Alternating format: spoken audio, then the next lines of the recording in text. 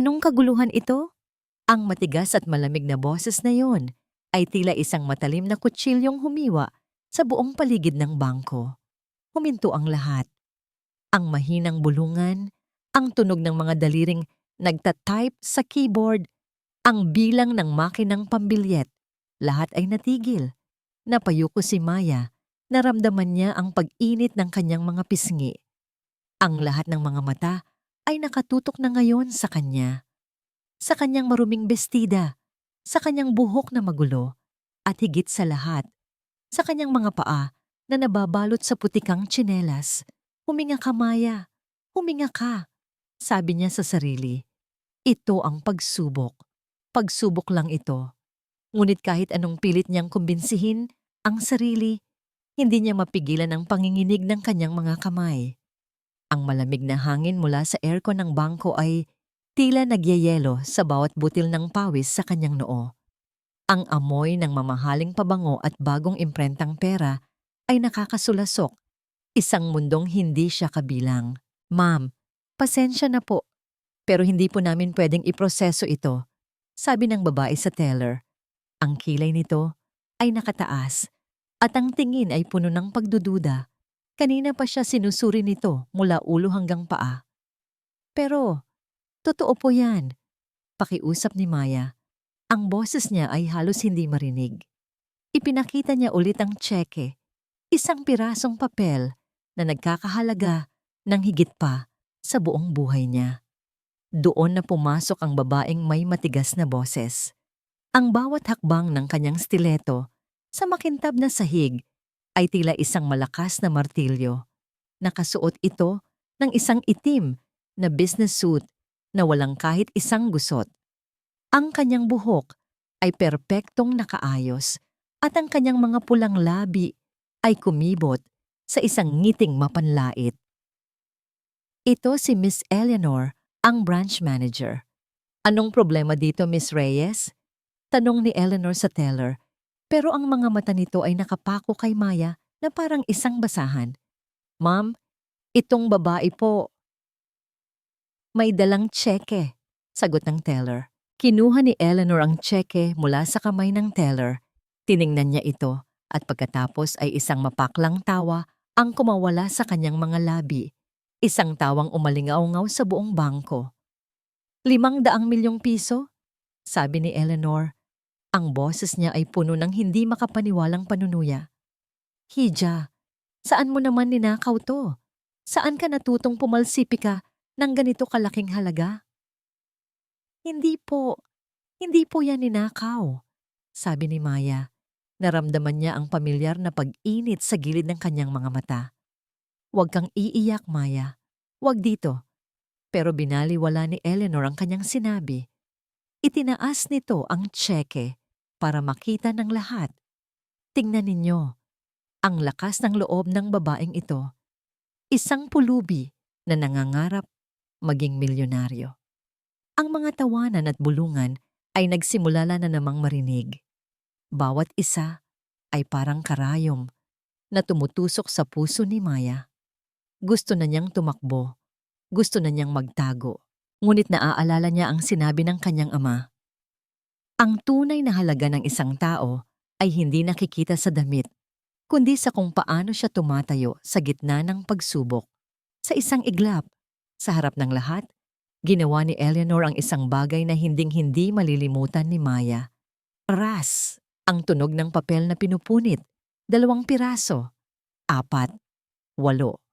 Pinunit ni Eleanor ang tseke sa maliliit na piraso. Ang mga kapirasong papel ay dahan-dahang nahulog sa sahig, parang mga sirang paru-paro na nawalan ng pakpak. Katahimikan, isang matinding katahimikan ang bumalot sa lugar. Kahit ang paghinga ay tila naging isang krimen. Nakatitig lang si Maya sa mga piraso ng papel sa sahig. Ang kanyang misyon, ang kanyang pagsubok, ang kanyang dignidad. Lahat ay nagkalat, yapak-yapak sa malamig at makintab na sahig. Isang butil ng luha ang pumatak mula sa kanyang mata. Sinundan pa ng isa. Lumingon si Eleanor sa security guard na nakatayo malapit sa pinto. Ang kanyang boses ay malamig at walang anumang emosyon. na parang naguutos lang na magtapon ng basura. Palabasin ang basura na to. Isang kirot ng pagsisisi ang tumusok sa kanyang dibdib, matalim at malamig. Ngunit wala na siyang nagawa. Ang babae ay nawala na. Dala ang kanyang mga luhang, hindi man lang niya sinubukang pahirin. Bumalik sa normal ang lahat, pero may nagbago. Ang dating masiglang paligid ay napalitan ng isang hindi komportableng katahimikan. Si Eleanor ay bumalik sa kanyang opisina. Ang mukha ay nagliliwanag sa tagumpay. Ang ibang empleyado ay nagpatuloy sa kanilang ginagawa. Pilit na iwinawaksi ang nasaksihan. At si Marco, nanatili siyang nakaupo, nakatitig sa kawalan. Ang imahe ng pinunit na tseke at ng mga luhang pumatak sa sahig ay nakaukit sa kanyang isipan. Ang katahimikan ay biglang binasag ng pagbukas ng malaking salaming pinto. Hindi isa, kundi 5 lalaking nakaitim na suit ang pumasok. Sa gitna nila ay isang matandang lalaki na may buhok na halos puti na. Hindi ito nakasigaw, hindi ito nag-iskandalo, ngunit ang presensya pa lang nito ay sapat na para palamigin ang buong kwarto. Ang bawat hakbang nito ay may bigat ng kapangyarihan. Napatayo si Marco. Ang lahat ay napatayo. Kilala nila kung sino ang lalaking yon. Si Mr. Alfonso Sandoval, ang chairman at may-ari ng buong bangko. Naglakad ito ng diretso, ang mga mata ay nakapako sa salaming opisina ni Eleanor. Lumabas si Eleanor. Ang mukha ay puno ng pagtataka na agad napalitan ng pagkataranta. Mr. Sandoval, Sir, anong pong ginagawa ninyo rito? Nauutal na sabi ni Eleanor. Pilit nang ngumingiti. Hindi sumagot si Mr. Sandoval. Tiningnan lang niya si Eleanor mula ulo hanggang paa. Ang mga mata ay walang emosyon na lalong nakakatakot. Kunin mo ang mga gamit mo, sabi ni Mr. Sandoval. Ang boses ay kalmado, ngunit may bigat ng isang hatol. You're fired! Nawala ang lahat ng kulay sa mukha ni Eleanor. Oh, sir? Pero bakit po? May nagawa po ba akong mali? Tinanong mo kung ano ang problema kanina. Sagot ni Mr. Sandoval. Ang problema ay ikaw. Ang problema ay ang mga taong katulad mo na nakakalimot na ang bangkong ito ay itinayo para pagsilbihan ang mga tao, hindi para yurakan sila. Ang kayabangan ni Eleanor ay gumuho na parang kastilyong buhangin. Lumuhod siya sa sahig. Sir, parang awa na niyo na. Patawarin niyo po ako. Hindi ko na po uulitin. Please! Ngunit hindi man lang kumurap si Mr. Sandoval. Ibinigay niya ang isang senyas sa kanyang mga tauhan at 2 sa kanila ang magalang, ngunit marahas na itinayo si Eleanor at sinamahan palabas. Habang kinakaladkad, sumisigaw pa rin ito ng paumanhin.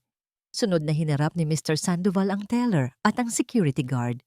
Isang salita lang ang binitawan niya. Labas. Ang buong bangko ay parang dinaanan ng bagyo. Takot at gulat ang mababasa sa mukha ng lahat. Natatakot si Marco. Ngunit sa isang sulok ng kanyang puso, nakaramdam siya ng isang kakatwang ginhawa. Isang executive ang lumapit sa kanyang mesa. Mr. Reyes, pinapatawag ka sa boardroom. Ngayon na. Tumibok ng malakas ang puso ni Marco. Ito na ba? Madadamay ba siya? Dahan-dahan siyang tumayo at naglakad patungo sa silid pulungan. Ang bawat hakbang ay parang may bigat na 1 tonelada. Pagpasok niya, nakita niya si Mr. Sandoval at ilang matataas na opisyal. Mr. Reyes, sabi ng chairman, alam mo ang nangyari. Isa itong malaking kahihiyan sa kumpanya. Kailangan nating ayusin ito. Ikaw ang napili naming mamuno sa damage control team. Nagulat si Marco. Ako po, sir? May tiwala kami sa kakayahan mo, sabi ni Mr. Sandoval. At para masigurong magagawa mo, ito ng tama. Makikipag-ugnayan ka ng direkta sa taong pinakaapektado sa lahat. Siya ang magiging final approver mo sa lahat ng hakbang na gagawin mo. Tumango si Marco. Nakahinga siya ng maluwag. Masusunod po, sir. Sino po ang kakausapin ko? Itinuro ni Mr. Sandoval ang isang pinto sa kabilang dulo ng boardroom. Nasa kabilang kwarto ang anak ko. Pumasok ka. Anak niya, ang anak ng chairman. Ito na ang pagkakataon ni Marco na bumawi, na patunayan ang kanyang sarili.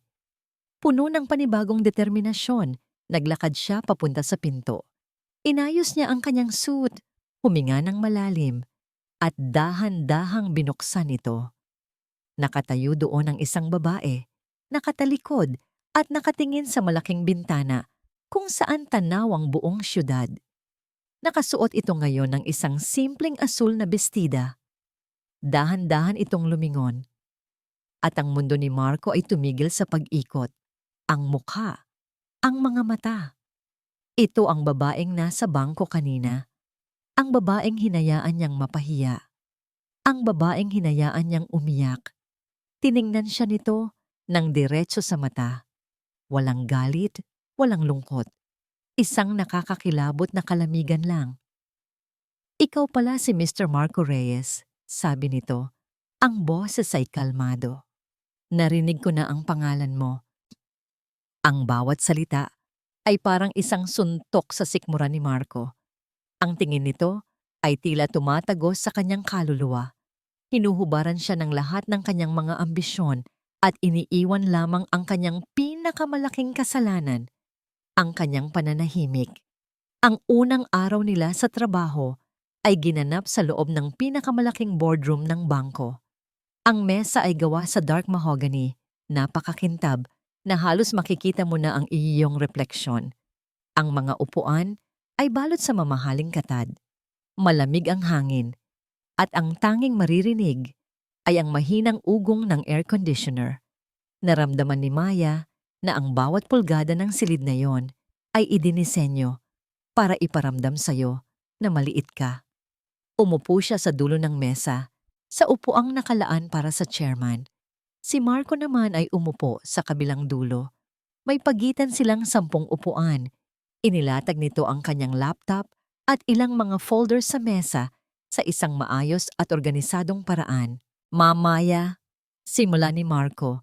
Ang boses ay formal at walang bahid ng anumang personal na emosyon. Naghanda po ako ng isang initial crisis management plan. Gusto ko po sanang ipakita sa inyo. Tumangulang si Maya, hindi nagsasalita. Pinanood niya itong tumayo at ikonekta ang laptop sa malaking screen sa pader. Sa bawat kilos ni Marco, mayroong isang klase ng kumpiyansa at kahusayan na hindi maikakaila. Sa sumunod na oras, ipinaliwanag ni Marco ang bawat detalye ng kanyang plano. Mayroon siyang mga chart, data analysis, at isang timeline ng mga hakbang na dapat nilang gawin. Mula sa paglalabas ng opisyal na pahayag, pag-oorganisa ng retraining para sa lahat ng empleyado, hanggang sa paglulunsad ng isang bagong programa para sa serbisyo sa customer. Habang nagsasalita siya, unti-unting napalitan ang inis ni Maya ng isang di inaasahang damdamin. Paghanga. Ang lalaking nasa harap niya ay hindi basta-basta. Matalino siya.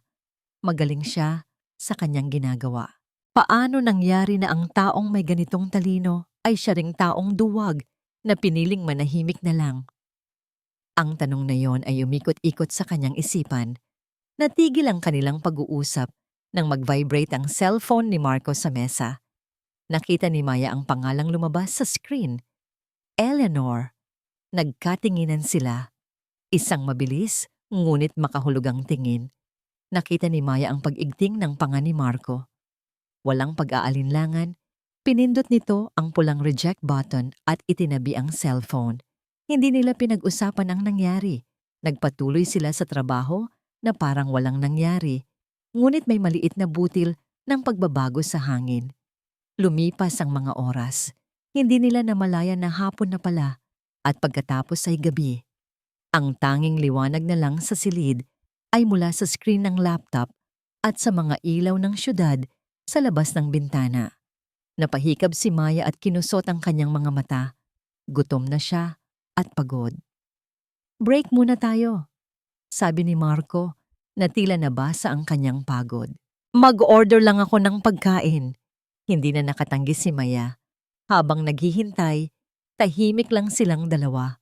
Ang tensyon sa pagitan nila ay bahagyang nabawasan, napalitan ng isang pagod na pagkakaintindihan. Maya-maya lumabas si Marco at bumalik na may dalang dalawang tasa. Inilapag niya ang isa sa tapat ni Maya. Kape, mainit at mabango. Salamat, mahinang sabi ni Maya. Walang anuman, sagot ni Marco. Umupo pabalik sa kanyang pwesto. Isang simpleng gesture, pero para kay Maya, ito ang unang totoong interaksyon nila. Walang formalidad, walang ma'am o sir. Isang tasa lang ng kape sa gitna ng gabi. Tinitigan niya si Marco habang umiinom ito ng kape. Nakatingin ito sa labas ng bintana. Ang mga ilaw ng syudad ay sumasalamin sa kanyang mga mata. Sa unang pagkakataon, nakita ni Maya ang pagod sa kanyang mukha. Isang lungkot na hindi niya maipaliwanag. Hindi na niya napigilan ang sarili. Marco, tawag niya. Lumingon ito. Bahagyang nagulat na tinawag niya ito sa pangalan. Bakit ka nagtatrabaho dito? Tanong niya. Sa lahat ng lugar. Bakit sa bangko? Natigilan si Marco. Tila hindi niya inaasahan ang tanong. Ibinalik niya ang tingin sa labas ng bintana, sa mga nagtataasang gusali na sumisimbolo sa kapangyarihan at kayamanan. Matagal bago siya sumagot. Nang magsalita siya, ang boses niya ay mahina at puno ng isang emosyon na hindi pa naririnig ni Maya mula sa kanya. Gusto kong patunayan sa sarili ko na kaya kong umangat. Huminto siya sandali at sa kanyang mga mata ay may dumaang anino ng pait.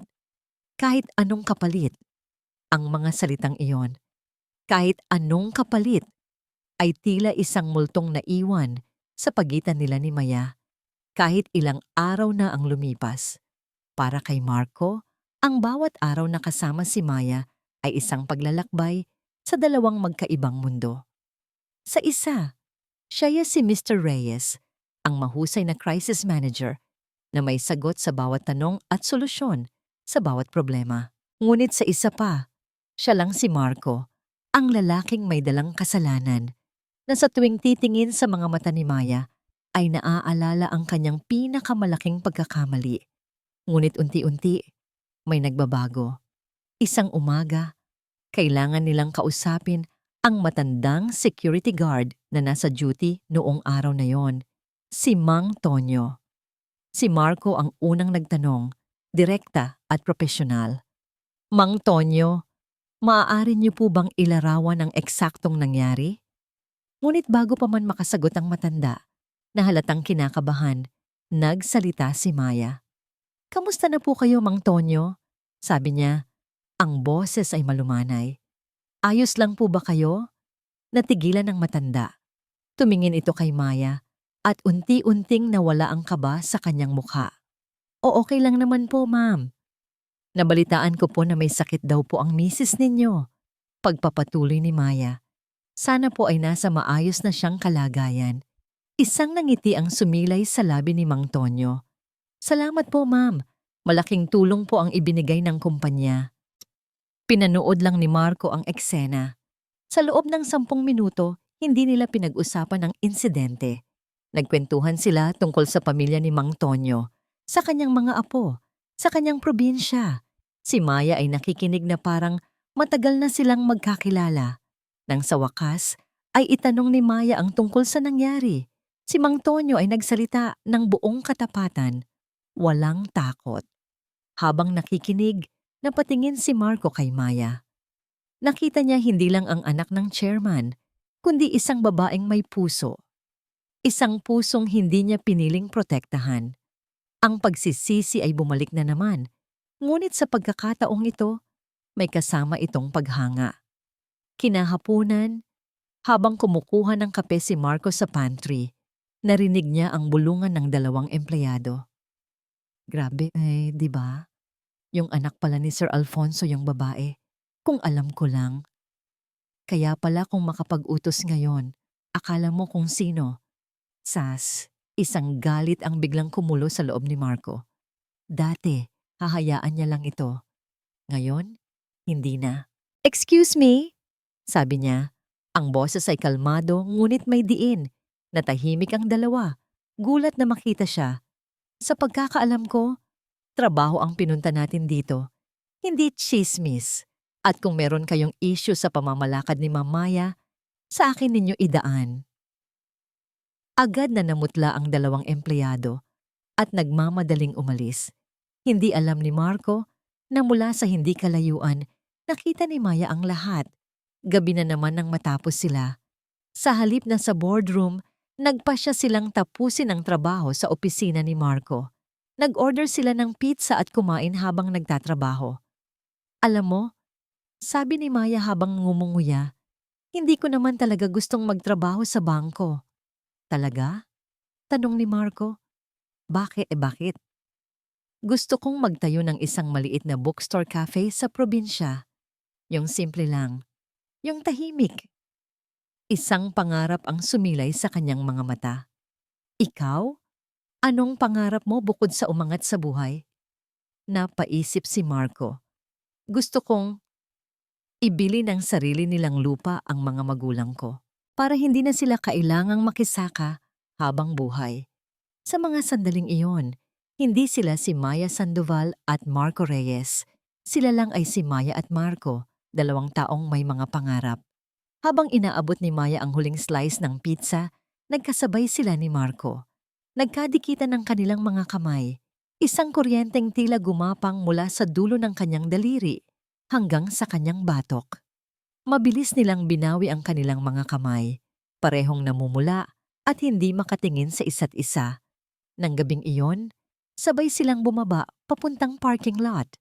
Ang katahimikan sa pagitan nila ay hindi na dahil sa tensyon, kundi dahil sa isang emosyon na pareho nilang hindi pa handang pangalanan. Nasa tapat na sila ng kani-kanilang sasakyan nang biglang huminto si Maya. Salamat, Marco. Sa kanina, sabi niya, nakatingin sa sahig. Wala yon, sagot niya. Isang mahabang katahimikan. Dapat ay sumakay na sila at umalis, pero walang gumagalaw. Hindi na napigilan ni Marco ang mga salitang kanina pa, gustong kumawala sa kanyang bibig. Sana makilala kita sa ibang pagkakataon, Maya.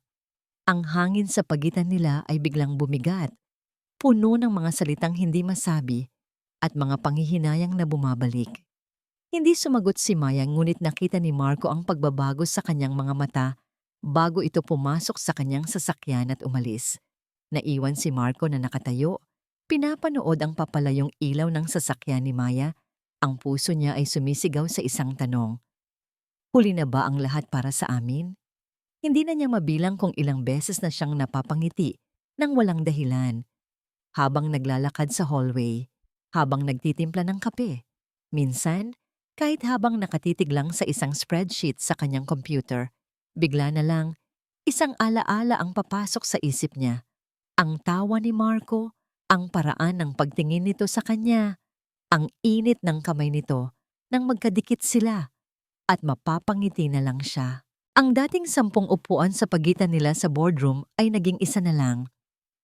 Ang mga formal na pag-uusap ay napalitan na ng mga biruan. Ang mga order nilang pagkain ay hindi na pang-isahan, kundi laging dalawa. Alam na ni Marco kung paano niya gusto ang kanyang kape. Alam na niya kung anong kanta ang pinapakinggan ni Marco kapag pagod na ito. Unti-unti, ang mga pader na itinayo ni Maya sa paligid ng kanyang puso ay gumuho. Nagsimula siyang maniwala na ang Marco na kasama niya ngayon ay iba na sa Marco na nanahimik lang noon. Nakita niya ang lalim ng pagsisisi nito, hindi sa mga salita, kundi sa mga gawa. Sa pag-aalaga nito sa kanya, sa paraan nito na ipagtanggol siya kahit sa maliliit na bagay. Isang hapon, niyaya siya ni Marco na maglakad sa parke malapit sa opisina. Walang trabaho, walang mga folder, walang mga tawag. Sila lang dalawa, ang mga puno, at ang papalubog na araw. Doon, sa ilalim ng isang malaking puno ng akasya, nagkwento si Marco tungkol sa kanyang kabataan, sa hirap ng buhay suruhay sa probinsya, at sa pangarap niyang maiahon ang kanyang pamilya. At habang nakikinig, naintindihan ni Maya. Naintindihan niya kung saan nanggagaling ang ambisyon ni Marco. Naintindihan niya ang takot na bumalik sa wala. Hindi nito binibigyang katwiran ang kanyang ginawa, ngunit binigyan siya nito ng liwanag para umunawa. Sa mga sandaling iyon, pinayagan ni Maya ang sarili niyang mahulog. Pinayagan niyang maniwala na marahil, sa gitna ng isang napakapangit na simula, pwedeng may mamuong isang magandang kwento. Ngunit sa isang madilim na apartment sa kabilang bahagi ng lungsod, may isang multo mula sa nakaraan na hindi pa tapos sa kanila. Nakaupo si Eleanor sa harap ng kanyang laptop. Ang tanging liwanag ay mula sa screen. Ang kanyang mukha ay nababalot sa anino, ngunit ang kanyang mga mata ay nagliliyab sa galit. Paulit-ulit niyang pinapanood ang kopya ng security footage mula sa araw na yon. Hindi ang parte kung saan niya sinisigawan si Maya, kundi ang parte kung saan nakatayo si Marco sa malayo. Nag-zoom in siya sa mukha ni Marco, sa pag-aalinlangan, sa takot, at sa huli, sa pagtalikod. Isang mapait na ngiti ang gumuhit sa kanyang mga labi. Akala mo makakatakas ka, Marco? Bulong niya sa sarili. Akala mo masaya na kayo? Tingnan natin. Kinuha niya ang isang plain na USB stick at isinali ng video file. Inilagay niya ito sa isang maliit na brown na sobre kasama ng isang pirasong papel. Walang pangalan, walang address ng nagpadala. Isang perpektong regalo. Kinabukasan, masaya at magaan ang pakiramdam ni Maya pagpasok sa opisina. May dala pa siyang 2 tasa ng paborito nilang kape. Ngunit pagdating niya sa kanyang desk, may isang maliit na brown na package na nakapatong dito. Ano yan? Tanong niya sa kanyang sekretarya. May nagpadala po, ma'am. Courier po ang nagdala. Walang pangalan ng sender. Sagot nito. Nagtaka si Maya. Siguro galing kay Marco. Isang sorpresa. Kinilig siya sa isiping iyon. Dala ang package, pumasok siya sa kanyang opisina at isinara ang pinto. Maingat niyang binuksan ito. Sa loob, may isang USB stick na walang kahit anong marka at isang maliit na papel na nakatupi. Kinuha niya ang papel at binuklat ito. Nakasulat dito sa magulong pagkakasulat kamay. Hindi lahat ng nakikita mo ay totoo. Panoorin mo para malaman kung sino talaga ang mga kakampi mo. Ang mga salita sa papel ay tila may sariling lamig. Gumapang ito sa kanyang mga daliri, paakyat sa kanyang braso, hanggang sa marating nito ang kanyang puso. Sino talaga ang mga kakampi mo? Isang parte sa kanya ang nagsasabing, huwag pansinin. Isang masamang biro lang. Marahil galing sa isa sa mga empleyadong galit pa rin sa kanya. Itapon mo na yan, Maya. Itapon mo. Ngunit ang kabilang parte, ang parte na laging may pagdududa, ang bahaging nasaktan na dati, ay hindi mapakali. Tinitigan niya ang USB stick na nasa kanyang palad. Maliit lang ito, itim, at ordinaryo. Ngunit sa sandaling iyon, parang ito ang pinakamabigat na bagay sa buong mundo. Para lang matahimik ang isip ko, sabi niya sa sarili, habang nanginginig ang mga kamay na isinasaksak ang USB sa port ng kanyang laptop.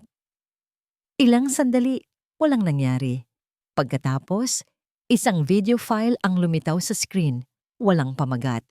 Isang random na pagkakasunod-sunod lang ng mga numero. Ang petsa, ang araw ng insidente. Humigpit ang paghinga ni Maya. Dahan-dahan niyang inilipat ang cursor at pinindot ang play. Ang pamilyar na sahig ng bangko ang bumungad sa kanya. Ang anggulo ay mula sa isa sa mga security camera sa itaas. Malamig, walang emosyon, isang tahimik na saksi sa lahat. Nakita niya ang sarili niya, mukhang maliit at nawawala sa malawak na espasyo. Nakita niya ang teller, si Eleanor, ang bawat detalye ng kahihiyang dinanas niya. Parang binubuksan muli ang isang sugat. Pero tiniis niya. Kailangan niyang malaman kung bakit ipinadala ito sa kanya. Itinuon niya ang kanyang pansin sa paligid. At doon, sa may bandang gilid ng screen, sa likod ng isang poste, nakita niya siya. Si Marco. Nakatayo lang ito. Malinaw na malinaw. Hindi gumagalaw. Kitang-kita niya ang lahat. Napahawak si Maya sa kanyang bibig. Ang puso niya ay nagsimulang tumibok ng sobrang bilis na parang gusto nitong kumawala sa kanyang dibdib. Baka hindi niya nakita. Baka malayo siya. Pilit niyang kinukumbinsi ang sarili. Ngunit ang kamera ay hindi nagsisinungaling. Nakita niya ang pag-igting ng balikat ni Marco nang magsimulang magsalita si Eleanor. Nakita niya ang pag-aalinlangan sa mukha nito, ang bahagyang paghakbang pasulong na parabang may gagawin. Sige Marco, gawin mo. Tulungan mo ako. Bulong ni Maya sa screen na parang may magbabago pa. Ngunit wala. Nakita niya ang pinakamasakit sa lahat. Pagkatapos ng isang sandali ng pag-aalinlangan, nakita niya kung paano dahan-dahang tumalikod si Marco. Naglakad ito pabalik sa kanyang opisina at umupo na parang walang anumang nakita. Pinanood niya itong mangyari. Pinanood niya akong mapahiya. Pinanood niya akong saktan at wala siyang ginawa. Isang matinding pagkahilo ang naramdaman ni Maya. Ang hangin sa silid ay tila naubos. Ang mga tunog sa paligid ay nawala. Napalitan ng isang malakas na ugong sa kanyang tainga. Paulit-ulit niyang pinindot ang replay. Baka nagkamali lang siya ng tingin. Baka may hindi siya nakita. Pero wala. Ang bawat pag-ulit ay isang panibagong saksak sa kanyang puso. Ang lahat ng masasayang alaala nila ni Marco sa mga nakalipas na linggo. Ang mga tawa, ang mga kwentuhan, ang paghawak ng kamay. Lahat ay naging isang malaking kasinungalingan. Isang kasinungalingan na binalot sa matatamis na salita at mga tasang kape. Kring! Kring! Ang tunog ng kanyang cellphone ay tila isang bomba na sumabog sa katahimikan. Hindi niya kailangang tingnan kung sino ito. Nanginginig niyang sinagot ang tawag. Maya, na-miss kita. Masayang boses ni Marco ang narinig niya mula sa kabilang linya. Isang tawang walang saya ang kumawala sa lalamunan ni Maya. Napakagaling niyang artista. Napakagaling. Huminga siya ng malalim. Pinipigilan ang mga luhang nagbabadyang pumatak. Hindi. Hindi siya iiyak sa harap ng lalaking ito. Hindi na. Huwag mo nang babanggitin ang pangalan ko. Sabi niya, ang bawat salita ay matigas at puno ng lasong galit at pait. Sinungaling. At bago pa man makasagot si Marco, ibinaba na niya ang tawag. Ibinagsak niya ang cellphone sa mesa. Doon na bumuhos ang mga luhang kanina pa niya pinipigilan. Hindi dahil sa lungkot, kundi dahil sa tindi ng galit at pakiramdam na siya ay pinagtaksilan. Sinungaling. Ang salitang yon ay tumatak sa isip ni Marco na parang isang mainit na bakal. Ang connection ay naputol, ngunit ang lamig ng boses ni Maya ay nanatili, gumagapang sa kanyang buong sistema. Ano? Anong nangyari? Sinubukan niyang tawagan ulit. Isang beses, dalawa, tatlo. Diretso na ito sa voicemail, isang malamig na takot ang nagsimulang kumalat sa kanyang dibdib. Hindi ito ordinaryong tampuhan. Mayroong bigat, mayroong galit sa salitang iyon. Hindi na siya nag-isip pa. Kinuha niya ang susi ng kanyang sasakyan at halos takbuhin ang hallway palabas ng kanyang opisina. Cancel all my afternoon appointments. Sigaw niya sa kanyang sekretarya papang dumadaan. Ang biyahe papunta sa opisina ni Maya ay malabo. Ang tanging malinaw sa kanyang isip ay ang mukha nito. Ang ngiti nito kaninang umaga. Paanong sa loob lang ng ilang oras ay naging ganito? Ano ang nagawa niya? May sinabi ba siyang mali? May narinig ba siyang chismis? Pagdating niya sa palapag, kung nasaan ang opisina ni Maya, sinalubong siya ng sekretarya nito. Sir Marco, wala po si Ma'am Maya. Sabi po niya. Hindi na niya pinatapos. Nilampasan niya ito at walang katok na binuksan ang pinto ng opisina ni Maya. At naroon siya. Nakatayo malapit sa bintana. Nakatalikod sa kanya. Ang postura niya ay matigas. Hindi tulad ng malambot na Maya na nakilala niya. Maya, anong nangyari? Anong problema? Mag-usap tayo, sabi ni Marco. Ang boses ay puno ng pagmamakaawa. Dahan-dahan itong humarap. Ang mukha niya ay kalmado, ngunit ang mga mata niya ay nagliliyab. Isang malamig na apoy na ngayon lang nakita ni Marco. Walang luha. Ang kawalan ng luha ang mas nakakatakot. Hindi ito nagsalita. Naglakad lang ito papunta sa kanyang desk at marahang ipinihit ang laptop paharap sa kanya. Nakatigil sa screen ang isang imahe. Isang frame mula sa isang video. Ang imahe niya, nakatayo sa likod ng poste habang sa di kalayuan ay pinapahiya si Maya. Ang lahat ng dugo sa katawan ni Marco ay tila bumagsak sa kanyang mga paa. Ang hangin ay nawala sa kanyang mga baga. Ito na, ang multo na akala niya ay naibaunan niya sa limot ay nagbalik. Maya, pakinggan mo ako, sabi niya. Ang boses ay nanginginig. Kaya kong ipaliwanag. Ipaliwanag? Isang mapaklang tawa ang kumawala kay Maya. Ano ang ipapaliwanag mo, Marco? Na nakita mo ang lahat, pero pinili mong maging bulag? Na narinig mo ang lahat, pero pinili mong maging pipi? Natakot ako, Maya. Desperadong sabi ni Marco. Hindi ko alam ang gagawin. Si Eleanor, hawak niya ang karir ko, lahat ng pinaghirapan ko.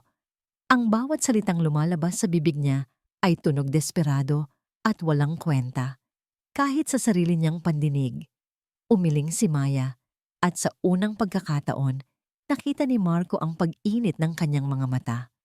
Alam mo kung ano ang pinakamasakit sa lahat, Marco? Naglakad ito palapit sa kanya at bawat hakbang ay parang isang suntok sa kanyang dibdib. Ang pinakamasakit ay hindi ang ginawa ni Eleanor, kundi ang hindi mo ginawa. Inasahan ko na ang kasamaan mula sa kanya. Normal na sa kanya yon, pero sa'yo, umasa ako, Marco. Pinaniwala mo akong iba ka, at iyon ang hinding-hindi ko mapapatawad. Maya, please, lumabas ka, sabi niya. Ang boses ay mahina, ngunit may bigat ng isang pinal na hatol. At huwag ka nang magpapakita sa akin, kailanman. Hindi alam ni Marco kung paano siya nakabalik sa kanyang opisina. Parang lumulutang siya sa isang masamang panaginip. Pag-upo niya sa kanyang silya, naramdaman niya ang bigat ng pagkawala. Nawala si Maya, ang tiwala niya. Ang pag-asang nagsisimula palang mamuo sa puso niya. Wasak lahat. Napatingin siya sa kanyang computer. May isang bagong email galing sa Human Resources Department. Ang subject, Formal Invitation to a Disciplinary Hearing. Binuksan niya ito. Nakasaad doon na dahil sa mga bagong impormasyon na lumabas, siya ay formal na iniimbestigahan sa kanyang naging papel o sa kawalan nito sa insidente sa bangko. Napahawak si Marco sa kanyang ulo. Nawala na sa kanya si Maya. At ngayon, mawawala na rin sa kanya ang career na ipinagkanulo niya rito. Napasandal siya sa kanyang upuan habang dahan-dahang lumulubog ang araw sa labas ng bintana. Nilalamon ng dilim ang syudad. Kinuha niya ang kanyang cellphone at tiningnan ang huling litratong kinunan nila. Isang selfie sa parke. Pareho silang nakangiti. Isang nangiting hindi na niya muling makikita. Nakatitig siya sa larawan habang ang opisina niya ay tuluyang binalot ng kadiliman. Nawala sa akin ang lahat, bulong niya sa kawalan. Ang trabaho ay dapat sanang maging takbuhan. Isang lugar kung saan maaaring ibaon ni Maya ang sarili sa mga numero at ulat para makalimot, kahit pansamantala lang. Pero hindi. Ang bawat sulok ng opisina ay may alaala ni Marco. Ang boardroom ay pinupuno ng kanyang boses. Ang pantry ay may anino ng kanyang ngiti. Ang tasa ng kape sa kanyang mesa ay tila lumamig kasabay ng kanyang puso. Pilit niyang binabasa ang isang financial report, ngunit ang mga numero ay lumalangoy sa paningin niya. Ang tanging malinaw sa kanyang isipan ay ang paulit-ulit na pag-playback ng video. Ang pagtalikod ni Marco, ang kasinungalingan. Isang linggo na ang lumipas. Isang linggo ng mga formal at malamig na email sa pagitan nila para lang sa trabaho. Isang linggo ng pag-iwas sa hallway. Isang linggo ng pagtulog na may luhang gumuguhit sa kanyang pisngi. Tumayo siya para kumuha ng tubig. Kailangan niyang makalanghap ng ibang hangin. Habang naglalakad sa hallway malapit sa pantry, narinig niya ang dalawang pamilyar na boses. Sila yung dalawang empleyado na minsay sinita ni Marco. Nagkunwari siyang may tinitingnan sa kanyang cellphone at bahagyang nagtago sa likod ng isang halaman. "Narinig mo ba? Bukas na raw ang press con," sabi ng isa. "Oo, si Benji Diaz pa mismo ang kinuha ni Ma'am Eleanor. Siguradong sasabog to," sagot ng pangalawa. Lalabas na ang lahat ng totoong kwento sa likod ng pag-alis niya. Kawawa naman si Sir Alfonso. Madadamay ang buong bangko sa personal na galit ni Ma'am Eleanor. Naramdaman ni Maya ang panlalamig ng kanyang buong katawan. Presscon, Benji Diaz, kilala niya ang pangalang iyon. Isang kontrobersyal na mamamahayag na kilala sa kanyang mapanirang mga expose. Mabilis siyang bumalik sa kanyang opisina. Ang puso niya ay dumadagundong hindi na dahil sa sakit, kundi dahil sa isang bagong damdamin. Panganib. Hindi ito simpleng paghihiganti sa kanya o kay Marco. Ito ay isang atake sa kanyang ama. Sa buong kumpanya, kailangan niya ng pruweba. Naalala niya ang mga pangalan ng dalawang empleyado. Gamit ang awtoridad nang ngayon lang niya gustong gamitin, tumawag siya sa IT department at humiling ng access sa mga email logs ng mga ito para sa internal audit. Ilang minuto lang, nasa harap na niya ang kailangan niya. Isang email thread, ang subject, Project Payback. Binuksan niya ito. Naroon ang mga email sa pagitan ng dalawang empleyado at ng personal na email address ni Eleanor. Mga pinag-usapang transcript ng interview, mga financial document na halatang pinike para magmukhang may anomalya, at ang pinakahuli, isang attachment. Isang imbitasyon. You are cordially invited to a special press conference hosted by Miss Eleanor Vance, The Truth About BDO Imperial Bank, tomorrow, 10 a.m. at the Ilustrado Hotel. Napahawak si Maya sa kanyang desk para suportahan ang sarili. Ang galit niya kay Marco ay biglang naging maliit na bagay kumpara sa nagbabadyang panganib. Ang pinaghirapan ng kanyang ama, ang libu-libong empleyado na nagtatrabaho para sa kanila. Lahat ay nasa bingit ng pagkasira dahil sa galit ng isang babae. Ang sakit sa kanyang puso ay naroon pa rin, ngunit natabunan na ito ng isang mas malaking damdamin. Responsibilidad. Ano ang gagawin niya? Pwede niyang sabihin sa kanyang ama, sila na ang bahala. Iyon ang pinakamadali. Pwede niyang subukang harapin si Eleanor mag-isa, ngunit ano ang kanyang laban? O may isa pa siyang pagpipilian. Isang pagpipilian na kinasusuklaman niya. Isang pagpipilian na nagpapasikip sa kanyang dibdib. Kinuha niya ang kanyang cellphone. Nanginginig ang kanyang mga daliri habang hinahanap ang isang pangalan sa kanyang contacts. Isang tao lang ang nakakakilala sa mga taktika ni Eleanor. Isang tao lang ang kasing galing ni Eleanor sa diskarte. Isang tao lang ang makakaintindi sa laro na ito. Ang taong pinakaayaw niyang makita. Ang taong sinumpa niyang hinding-hindi na niya kakausapin. Nakatitig siya sa pangalan sa screen. Ang daliri niya ay nakabitin sa call button. Marco Reyes. Ang tawag ni Maya ay hindi dumating. Ngunit hindi na yon kailangan ni Marco. Sa parehong araw na yon, sa kanyang maliit at madilim na opisina, habang nag-iimpake ng kanyang mga gamit sa isang karton, may isang sobrang iniabot sa kanya ang isa sa mga natitirang kaibigan niya sa bangko. "Galing to sa source ko sa media," bulong nito. "Para sa'yo raw to." Pagbukas niya, naroon ang parehong imbitasyon na nakita ni Maya. Ilustrado Hotel. 10 a.m. Benji Diaz. Ang pangalan ni Eleanor ay tila isang lason na nakasulat sa papel. Agad niyang naintindihan, hindi ito simpleng press con. Ito ay isang execution. At ang pupugutan ng ulo ay hindi lang ang bangko, kundi pati na rin si Mr. Sandoval, ang taong nagbigay sa kanya ng pagkakataon kahit pagkatapos ng lahat. Sa sandaling iyon, ang lahat ng sakit, ang lahat ng pagsisisi, ang lahat ng pagkawala ng pag-asa ay nawala. Napalitan ito ng isang malinaw at matalas na determinasyon. Hindi niya ito gagawin para mabawi si Maya. Masyado nang huli para doon. Hindi niya ito gagawin para iligtas ang kanyang trabaho. Wala na siyang trabahong ililigtas. Gagawin niya ito dahil ito ang tama. Gagawin niya ito dahil sa pagkakataong ito, hindi na siya tatalikod. Ginugol niya ang buong gabi sa paghahanda.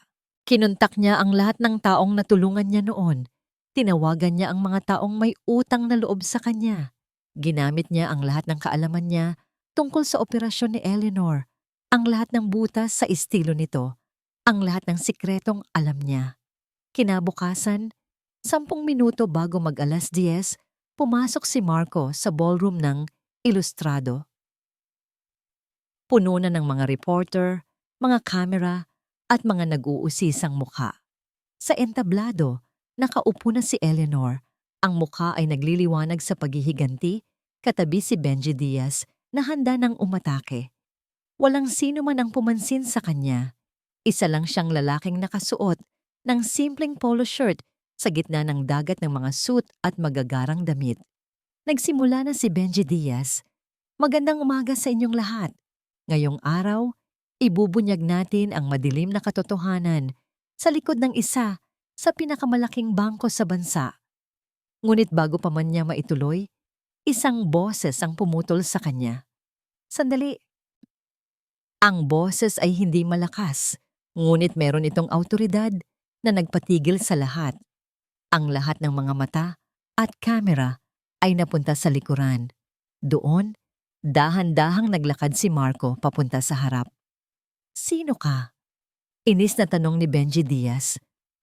Ang pangalan ko ay Marco Reyes, sabi niya, malinaw at matatag. Dati akong Head of Customer Relations sa BDO Imperial at may mas mahalaga akong kwento kaysa sa mga kasinungalingang ihahain sa inyo ni Miss Vance. Namutla si Eleanor. Security! Palabasin ang lalaking yan! Ngunit huli na.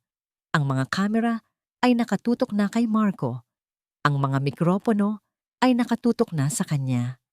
Ang totoo, pagpapatuloy ni Marco, ang mga mata ay nakatingin ng diretso sa mga kamera na parang kinakausap niya ang buong mundo. Ay nagkaroon ng isang malaking pagkakamali ang bangko. Isang insidente kung saan ang isang kliyente ay nayurakan ng dignidad. At ang punot dulo ng lahat ng yon ay ako. Katahimikan. Kahit si Eleanor ay natigilan. Ako ang may kasalanan, sabi ni Marco. Dahil nakita ko ang lahat, ngunit pinili kong manahimik. Naging duwag ako. Inuna ko ang aking career kaysa sa tama. Ang kwento ay hindi tungkol sa mga pekeng dokumento na hawak ni Miss Vance na handa kong patunayan sa korte na palsipikado. Ang totoong kwento ay tungkol sa isang kulturang kailangan ng baguhin at nagsisimula ang pagbabagong yon sa pag-amin ng pagkakamali. Huminga siya ng malalim. Dahil sa aking kapabayaan at kaduwagan, formal akong nagbibitiw sa aking posisyon sa BDO Imperial Bank, epektibo ngayon din. At sa harap ninyong lahat, humihingi ako ng tawad.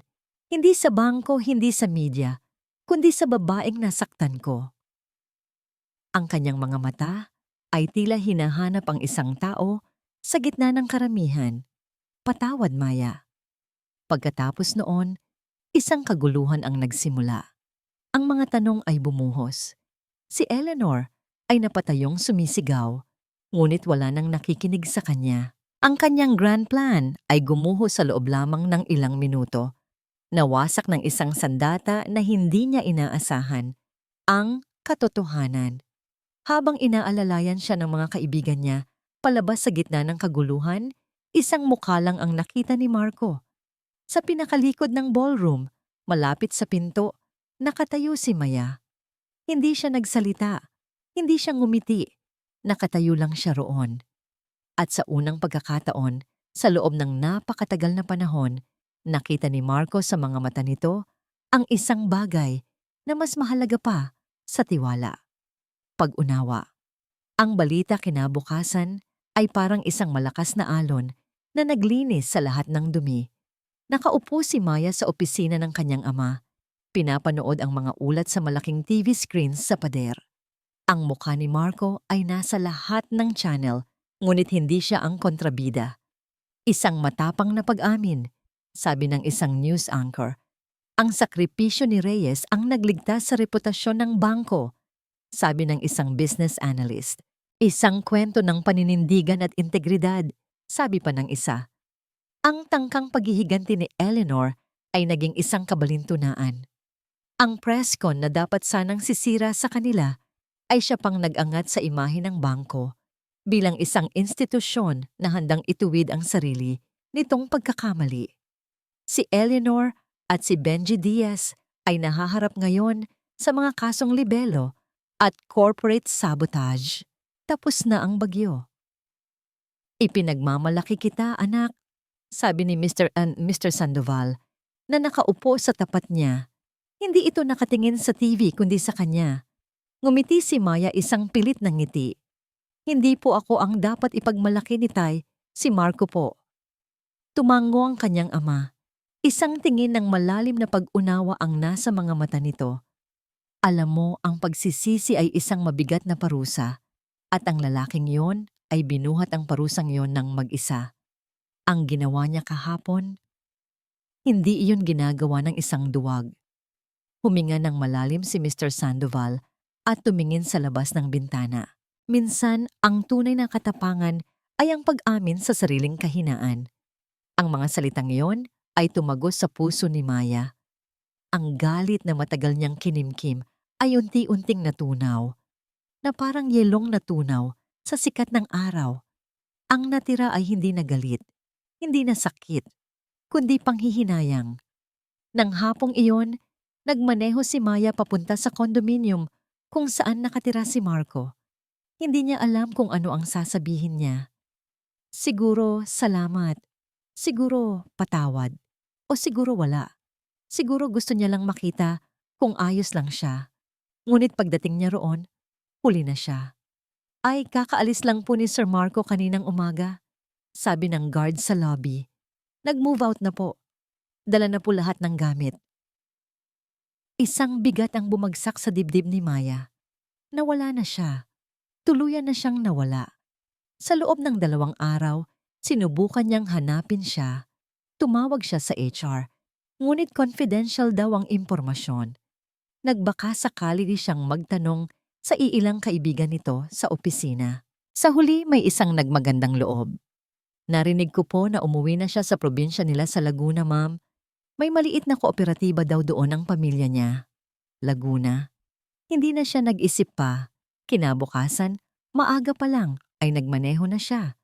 Palayo sa syudad, palayo sa mga gusali, palapit sa mga luntiang bukirin. Pagkatapos ng ilang oras ng pagmamaneho at pagtatanong-tanong, natagpuan niya ito. Isang maliit at simpleng gusali na may karatulang San Isidro Farmers Cooperative.